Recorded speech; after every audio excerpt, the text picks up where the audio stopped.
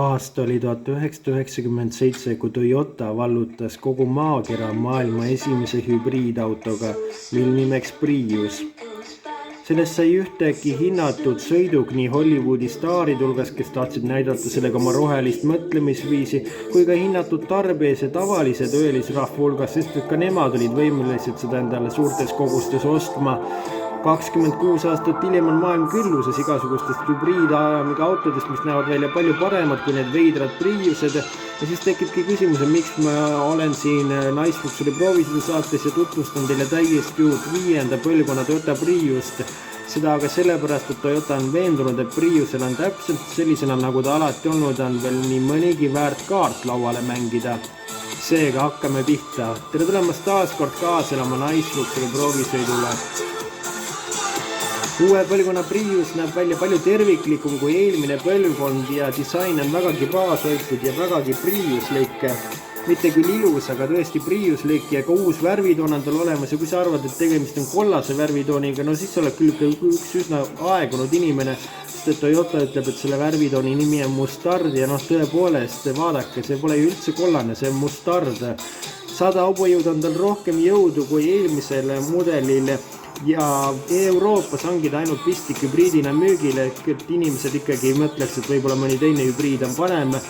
Tal on olemas kaugjuhitav parkimine telefonist ja kui sa arvad, et selle auto ostes ei näita sa välja ikka piisavalt keskkonnateadlikkust, siis saad osta endale katusele ka päikesepaneeli. Pagastumisel mahtu 33 liitri jagu rohkem kui oli ennem ja kokku on seda 284 liitrit, kuid siiski on see sellise väikese hübriid, väikese nagu luukpära pagasiruum.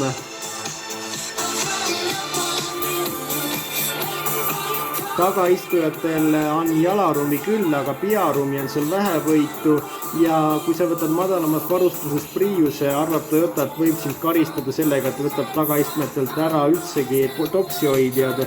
Mootoriruumis on Toyota endiselt kindlaks jäänud vaid suurema töömahuga vabalt hingavale jõuallikale ja seal tukseb 2-liitrine vana tuttav vabalt hingav bensiinimootor, mis toodab sulle head vanad 112 kilovatti, 152 hobujõudu. Elektrimootor annab juurde 52 kilovatti ja kogu võimsuse saavutab Prius 223 hobujõudu. Ja aga seda mootorit, bensiinimootorit sul tegelikult väga vaja ei olegi, Prius kannab seda igaks juhuks kaasas, aga 85 kilomeetrit on tal puhtalt elektriõul sõitu, mida on 65 kilomeetri võrra rohkem kui oli 10 aastat tagasi Priusel ja 0-100 kiirendab ta ainult 6,8 sekundiga küll, aga teeb kiirendades natukene sellist sureva lehma häält.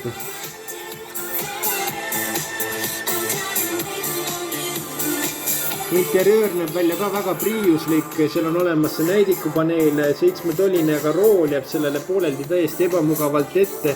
Lisaks on ka eesistujatel vähe pearuumi, nii et kui sa oled 2-meetrine korvpallur ja sinu unistuste auto on Prius, siis sa pead endale uue unistuste auto kindlasti leidma.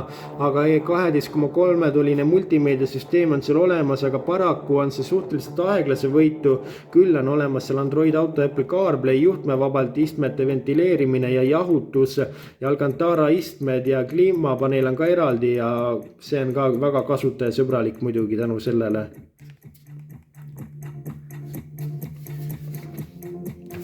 Kütusekulu on tal kõiges paar liitrit ja ka pöörderaadius on tal õige väikene ja üsnagi mugav on taga sõita. Hinnad algavad tal 45 000 eurost ja kui ta oleks saadaval tavalise mudelina, saaks ta kätte ilmselt alla 30 000 euroga. Ja muidugi leiab selle raha eest palju fancymaid elektriautosid, kuid kas sa ei taha õppida siis meistrilt ja Toyota Prius on kindlasti meister hübriidautode alal ja teab hübriidtehnoloogiast oma pika kogemuse peale palju rohkem kui paljud moodsad hübriidautod kamba peale kokku, nii et mine aga ja võta endale uus Prius ja saad kauba peale ka tingimusteta töökindluse kasvi kogu eluks.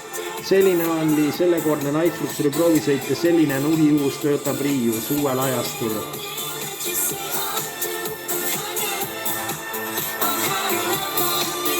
Kohtume juba järgmisel nädalal seniks aga kohtumiseni ja liigelge ikka turvaliselt.